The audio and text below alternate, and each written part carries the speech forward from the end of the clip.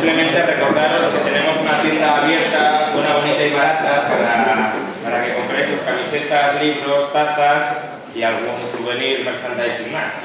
Está todo rebajado a tipo único al 10%. Bueno, y sin más, pues vamos a empezar con esta charla, donde pues mi intención es analizar el sistema público y el sistema privado de pensiones, es decir, cómo podemos jubilarnos a una determinada edad adquiriendo pues, una renta aceptable que nos garantice, pues, muchas veces a lo que dice, ¿no? Una pensión digna. Vamos a ver cómo lograr una pensión digna, que por digna siempre se quiere decir cuantiosa, lo que pasa es que eso es el vil mental y demás, pero una pensión cuantiosa y digna. Entonces, antes de eso, simplemente hago una noción de cómo se crea riqueza en sociedad. Claro, si nosotros queremos ser más ricos de lo que lo somos ahora en el futuro, lógicamente tendremos que ver cómo crear riqueza. Si no creamos riqueza, solo consumiremos más en el futuro a costa de socavar más la riqueza presente, ¿no? Entonces, para crear riqueza hay dos posibilidades. Bueno, crear riqueza o para acumular riqueza. Una sería el simple atesoramiento de dinero, que yo voy metiendo oro debajo del colchón, o euros, no lo estaría debajo del colchón, para desacumularlo en un momento futuro cuando yo lo necesito, ¿no? Entonces, ahí renunciamos a consumir hoy, a gastar hoy para consumir más en el futuro, pero no queremos someternos a ningún riesgo. Queremos minimizar nuestra incertidumbre y no queremos participar de ningún proceso empresarial de creación de bienes económicos. Con lo cual, hay las posibilidades de expandir nuestra base de consumo futuro a partir de nuestra capacidad de consumo presente son bastante reducidas, porque lo único que hacemos es guardar las cosas en un almacén para reutilizarlas o para emplearlas cuando nos hagan falta. Y luego hay una segunda posibilidad, que es la inversión productiva. ¿Qué es la inversión productiva?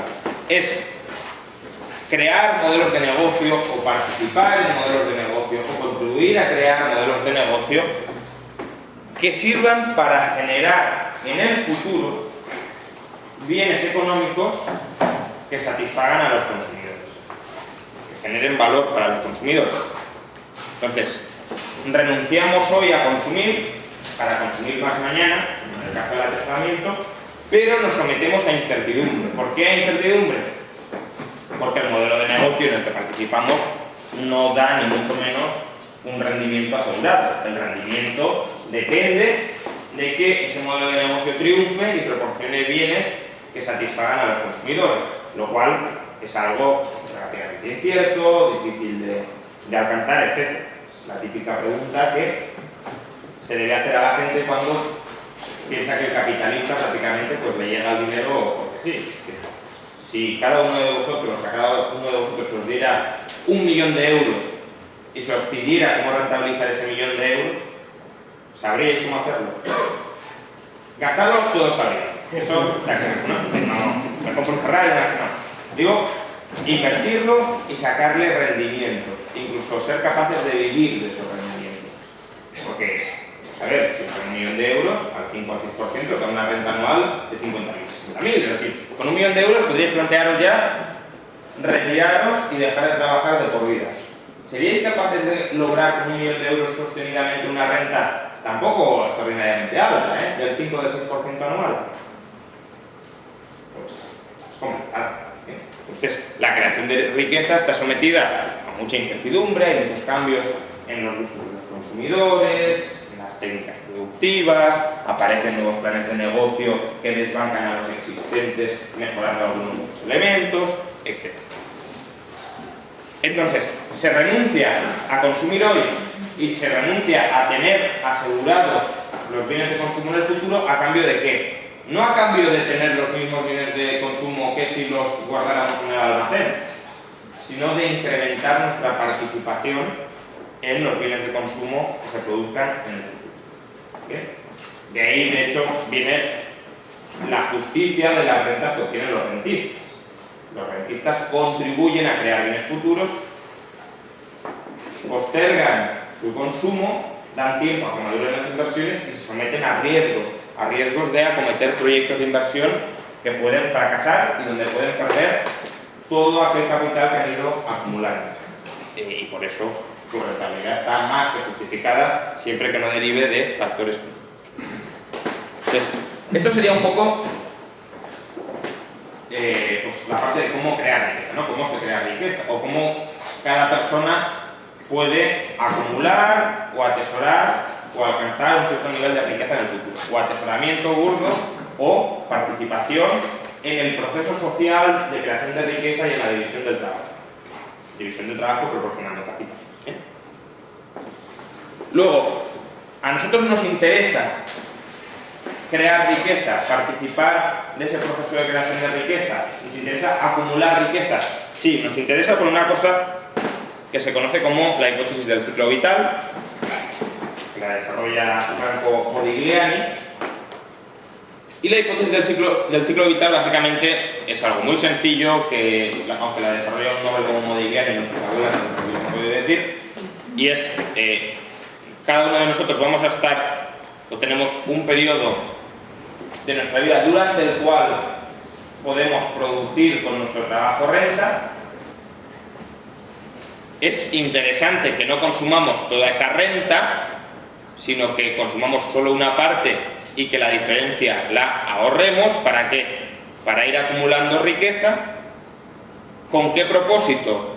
Cuando nos jubilemos, cuando seamos incapaces de seguir generando riqueza o ya tengamos una riqueza acumulada y no queramos seguir generando riqueza por la vía del trabajo, por la vía de estar produciendo con nuestro esfuerzo, con nuestro intelecto dentro de proyectos empresariales en funcionamiento, pues dejar de percibir un salario, una renta, y pasar a consumir parte de la riqueza que hemos acumulado previamente. Por tanto, ¿nos interesa acumular riqueza? Sí. ¿Por qué? Porque hay un proceso natural de, mientras somos jóvenes y estamos en activo, podemos seguir generando renta. Conforme vamos marchitando, nuestra capacidad de generación de renta se va resintiendo y hemos de comenzar a consumir nuestra renta. Digamos que vamos acumulando un stock durante el tiempo en que somos más productivos para no pasar hambre, para no pasar penuria en el momento en que somos menos productivos. Otra cosa es, y esta parte de la hipótesis del ciclo vital ya es más discutible, porque aquí lo que se asume es que toda la riqueza desaparece al final de la vida. Esto ya es una hipótesis pues, que no tiene por qué ser así. La riqueza puede seguir creciendo, como ahora veremos, y uno puede consumir no la riqueza que ha acumulado, sino la renta derivada de la riqueza que ha acumulado. ¿Y con qué propósito no consumimos toda la riqueza? Pues con el propósito de dejarla en herencia a alguien, no necesariamente a nuestros hijos, la podemos dejar a la sociedad, por ejemplo, a través de la constitución de un fondo benéfico. ¿Bien? Por eso, por otro lado, el impuesto de sociedades es una salvajada, porque lo que hace el impuesto de sociedades es cargarse los incentivos a que la gente no consuma rápidamente toda su riqueza en las etapas finales de su vida. Consumir toda la riqueza significa descapitalizar a la sociedad, destruir modelos de negocio que están en funcionamiento y que están generando riqueza para la sociedad. ¿Bien? Vale, entonces, aquí ya nos planteamos que hay dos modelos para, digamos, alcanzar la jubilación, ¿no? Para alcanzar una renta, tener una renta en el momento en el que queremos dejar de trabajar. Y para ello, históricamente ha habido dos modelos. Uno que es que el Estado nos pague una renta fruto de la redistribución social de la renta, como ahora vamos a explicar, que es lo que se conoce como sistema de reparto. El exponente más fidedigno del sistema de reparto sería Ponzi, causado precisamente por sus grados de finalidad. Otro exponente reciente podría ser Madoff, es decir, es un sistema basado en la estafa. Pero que un sistema que, pues, mientras se siga estafando, pues va funcionando. Y luego tenemos la renta privada, que es fruto del ahorro y de la reinversión del capital. Es decir, la renta que deriva del proceso de creación de riqueza en sociedad. Y ahí, pues un ejemplo que yo creo que es bastante ilustrativo es el proceso de maduración, de crecimiento de una árbol. Es decir, vamos sembrando y vamos recogiendo los frutos conforme ese árbol crece. Aquí los frutos, ¿cómo se siembran? Pues se siembran en forma de inversiones productivas en sociedad.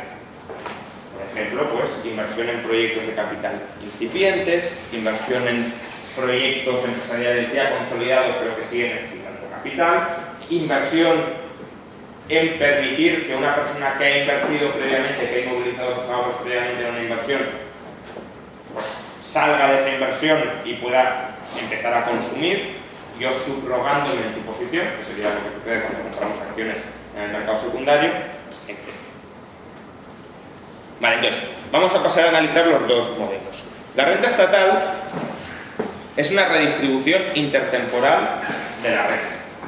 Bueno, intertemporal entre distintas edades, no que a uno mismo se le transfiera su renta en el futuro, ¿no? Es decir, los trabajadores en activo son los que mantienen hoy con su dinero a los jubilados en activo. ¿Bien? El jubilado no percibe una renta en función de lo que ha pagado históricamente. Puede haber pagado mucho y se lo pueden haber fundido quienes sean. El dinero no viene de ahí. El dinero viene de que hoy se cobran impuestos, se cobran cotizaciones sociales a una masa de trabajadores en activo. Si esa masa de trabajadores en activo desaparece, mengua, se descapitaliza, etc., las pensiones que se pueden cobrar son menores, simplemente porque hay menos base de la que rapiñar. Entonces, ¿eso qué provoca?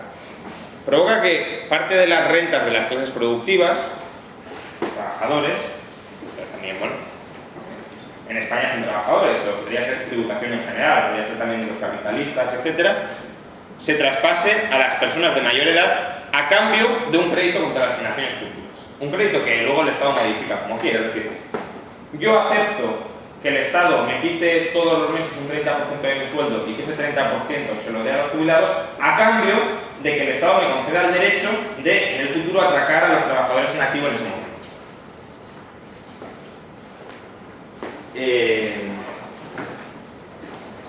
El modelo es un fraude piramidal, que a mí me gusta compararlo también con otro ejemplo visual. Es como una cola en el cine, en el que el que está enfrente de la taquilla en el cine le dice al de atrás: oye, págame tú la entrada, a cambio de que tienes detrás, te pagas y la tuya. Entonces, el proceso puede seguir, la cola va yendo hacia atrás, pero llega un momento en el que el último de la cola mira hacia atrás y no hay nadie. ¿Y eso qué significa? Pues que al final, el último de la cola es el que le paga la entrada. El primero no paga nada y el último se queda sin nada. Es una redistribución pura de la renta. Entonces es un fraude piramidal, ¿por qué? Porque al final va a haber gente que no va a cobrar o que no va a cobrar ni mucho menos tanto como lo que ha estado pagando. Entonces, este derecho a atacar, digamos, la renta de las generaciones presentes en activo y obtener una pensión que, digamos, sea más o menos equivalente o esté en consonancia más o menos con lo que ha sido pagando, solo se puede mantener en el tiempo de dos maneras. La primera, si la base de cotizantes crece, si la base de cotizantes va en aumento, o más que la base, si el producto que genera cada cotizante va en aumento, es decir, se podría mantener si se incrementa la productividad del mismo número de cotizantes, o aumentando la tributación sobre los cotizantes. Entonces, históricamente lo que se ha hecho ha sido, por un lado, impagar parte de los derechos que supuestamente se habían atribuido. Por ejemplo, vamos a extender el periodo de cálculo de las pensiones a toda la vida laboral. Empezó siendo 2 años, se ha pasado a toda la vida laboral. ¿Con qué propósito? Con el de rebajar las pensiones. ¿Por qué? Porque no podemos pagar las pensiones.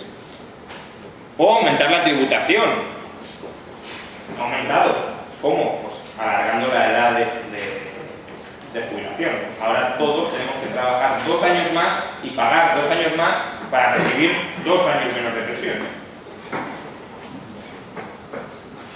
Bien, entonces, como una población, pues es complicado que esté siempre creciendo exponencialmente, pues entonces se podría llegar a situaciones malthusianas, si creciéramos un 20% al año de manera incontrolada, pues hay un momento en el que el sistema tiende a colapsar.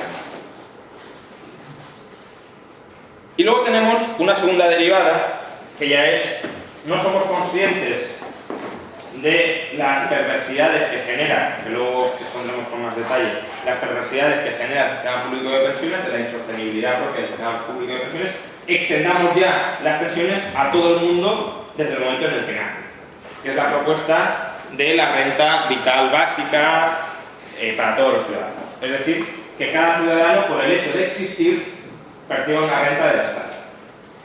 500, 600, 700 euros. ¿Bien?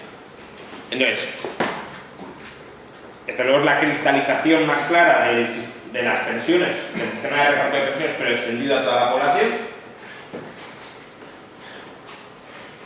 Consiste en que se le asigna a cada ciudadano una parte, el derecho a meterle en el bolsillo, la mano en el bolsillo a otro ciudadano, de modo que se redistribuya parte de esa renta en términos monetarios, y el efecto perverso que genera claramente es que el sujeto que percibe la renta se puede abstener de trabajar y de contribuir al proceso social de generación de riqueza. De trabajar, punto uno, y segundo, y más importante, de contribuir al proceso social de generación de riqueza. Porque ahora veremos que la renta privada permite dejar de trabajar, pero para seguir percibiéndola te exige que sigas contribuyendo a la generación de riqueza en sociedad. La renta básica no, la renta estatal básica no. ¿Por qué? Es un derecho, yo la cobro de la manera en que sea. Haga o no haga algo.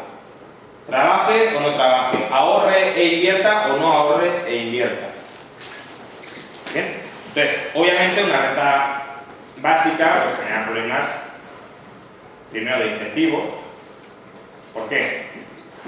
Porque todos los trabajos menos productivos directamente dejarían de realizarse. Los trabajos con menor valor añadido.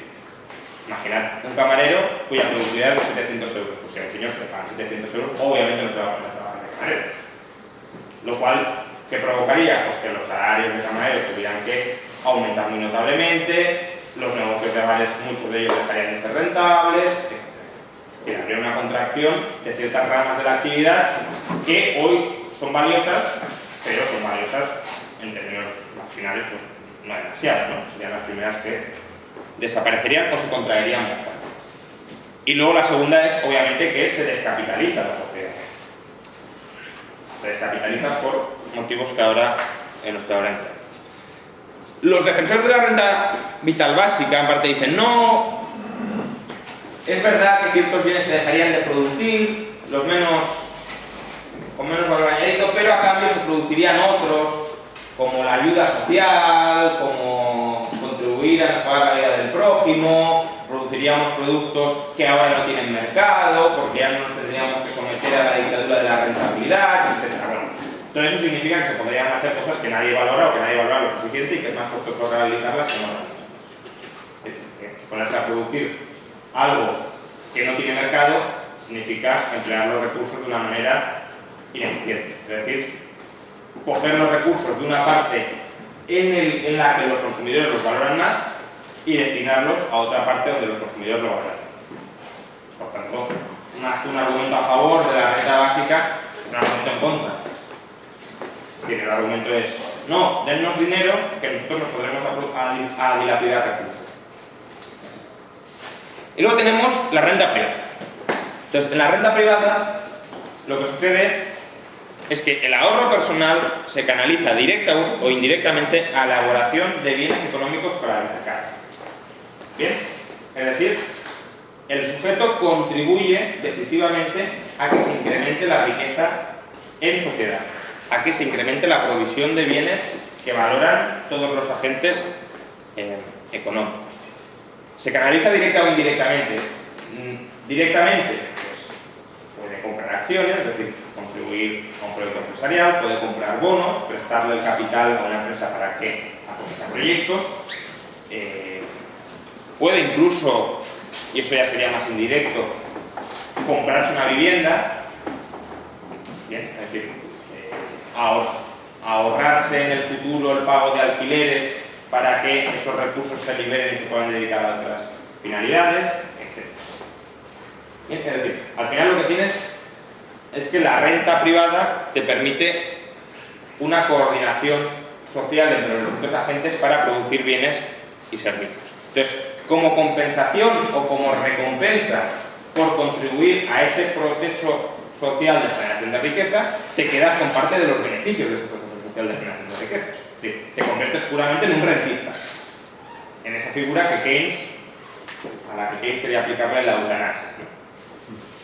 Entonces, ejemplos de formas de contribuir a la generación de riqueza, pues constitución o inversión en fondos de inversión, propiedad inmobiliaria, formación de los hijos.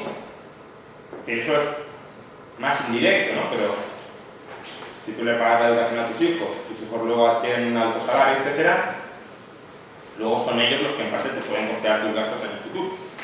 Tienen una vinculación mucho más estrecha y una interdependencia mucho más estrecha en la familia, ¿no? Claro, la vinculación que se rompe desde el estado en el que en el momento dice yo te pago la educación a los hijos, olvídate de la dependencia de tus padres, y luego a los padres les dice yo te meto en un asilo y te pago una pensión, olvídate de los hijos. Y luego lo que decíamos, con la renta privada el sujeto se puede abstener de trabajar. ¿Por qué? Porque yo todos los meses cobro una determinada cantidad de dinero, pero no se puede abstener de contribuir a producir riqueza en el mercado. Es decir, la renta básica o las pensiones estatales rompen la vinculación entre consumo y producción. Un señor puede consumir sin haber producido. Por lo cual, ¿qué consume ese señor? Lo que le quita a otro que sí lo ha producido. En la renta privada, uno solo puede consumir aquello que ha contribuido a producir.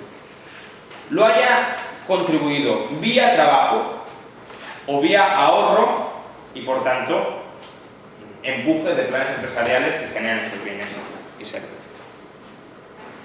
Entonces, a cambio de contribuir, de seguir contribuyendo, aunque esté sentado viendo la tele todo el día, de seguir contribuyendo a la creación de bienes futuros, de bienes económicos, pues se perciben rentas y se pueden dedicar a muchas finalidades.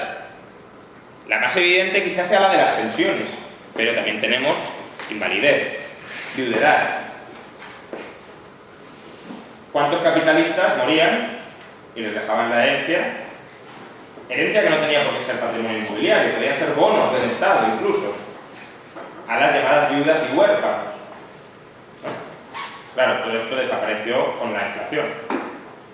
Es decir, las viudas y los huérfanos, que en teoría necesitan una pensión, una renta muy segura, ¿en que se invertían los patrimonios para garantizarles esa pensión segura? En instrumentos de muy bajo riesgo, por ejemplo, deuda pública a largo plazo. Claro, es la legitimidad de la deuda pública, pero desde luego, en cuanto a su percepción de cobro, es seguro.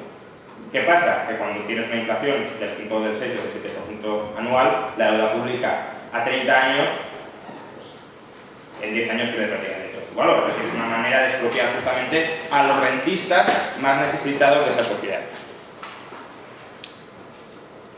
Luego también se puede destinar parte de ese capital que vas acumulando a la beneficencia. En el caso más claro, incluso más ridículamente claro, ¿no? Porque incluso la beneficencia tiene límites, es el de Warren Buffett, que quiere dar la mayor parte, bueno, y que está dando la mayor parte de su riqueza a la beneficencia. Digo que tiene límites porque la capacidad de gestión de la beneficencia también tiene sus límites, como la tiene de toda saturación de información. Y bueno, lo fundamental de la renta privada es que, a diferencia de la pública, en lugar de descoordinar el mercado, lo mantiene coordinado. Y mantiene todos los intereses alineados para generar y seguir generando riqueza. Entonces, el sistema de reparto, digamos que tiene dos consecuencias que es insostenible por dos motivos. Una es la insostenibilidad demográfica, y es que las prestaciones del sistema colapsan cuando el producto por habitante no cubre los derechos devengados en el pasado. Es decir, si vamos devengando cada vez más derechos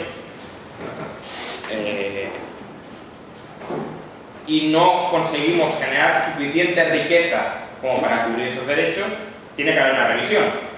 O se le tiene que quitar más dinero a la gente que está produciendo, o se le tiene que pagar menos a aquellos a los que se les ha prometido que se les iba a pagar más.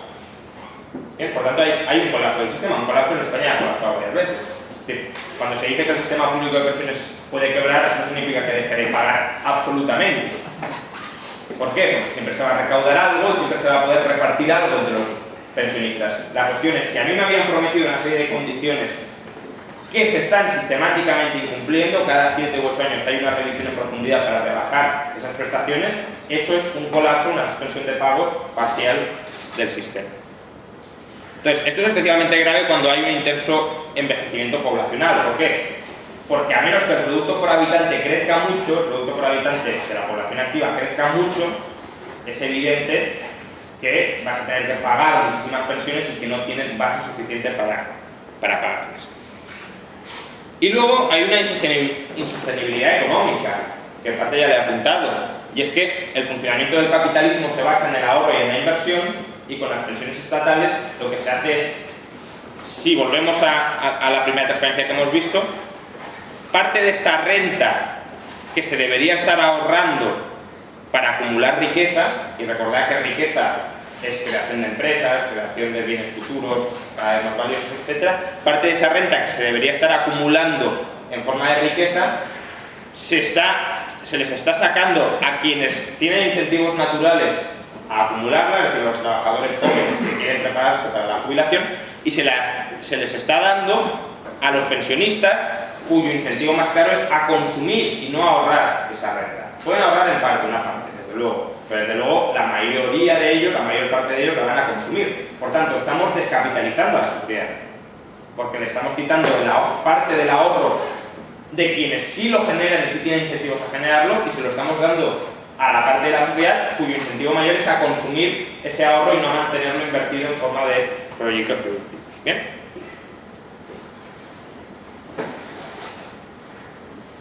Y luego tenemos las consecuencias del sistema de capitalización o del sistema privado, que es sostenible demográficamente. ¿Por qué? Porque las pensiones no se pagan en función de la cantidad de población que esté trabajando, sino que se pagan en función de la riqueza que he acumulado y que sigo creando a través de proyectos empresariales, pero fundamentalmente a partir de la inversión en bienes de capital o a la inversión. Capital humano también puede ser, en cualquier caso, a través de incrementos de la productividad. Bien, porque a mayor acumulación de capital, mayor incremento de la productividad o de la capacidad para generar bienes futuros. Por tanto, yo cobro en función de lo que contribuye a producir. Seamos muchos o seamos pocos. No significa que la demografía sea del todo irrelevante, pero desde luego es un sistema autosuficiente, porque cada cual se paga y se contribuye a pagar su pensión. No depende de la riqueza que en ese momento estén generando los trabajadores en activo.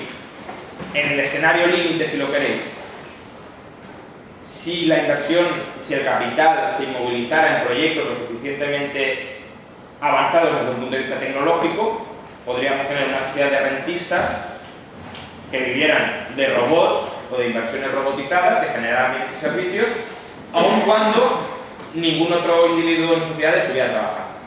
¿Por qué? Porque esos robots serían los que estarían produciendo la riqueza que consumimos. No necesitamos que haya gente trabajando y cotizando. ¿Bien? Por tanto, la evolución de la población, si se sigue con el progreso técnico, si se sigue acumulando capital, si se sigue incrementando la productividad por factor, es perfectamente sostenible. Y luego hay una sostenibilidad económica, que es precisamente esta, que el ahorro de las clases productivas se canaliza a la inversión. Y por tanto tenemos cada vez una mayor capitalización de esa sociedad, una mayor productividad de las estructuras productivas de esa sociedad y por tanto una mayor prosperidad de esa sociedad. Entonces, ¿por qué motivo se rechaza el sistema privado de capitalización? Bueno, motivos hay muchos. Uno es el miedo a la incertidumbre futura. el sistema público de pensiones parece que nos garantiza una pensión segura.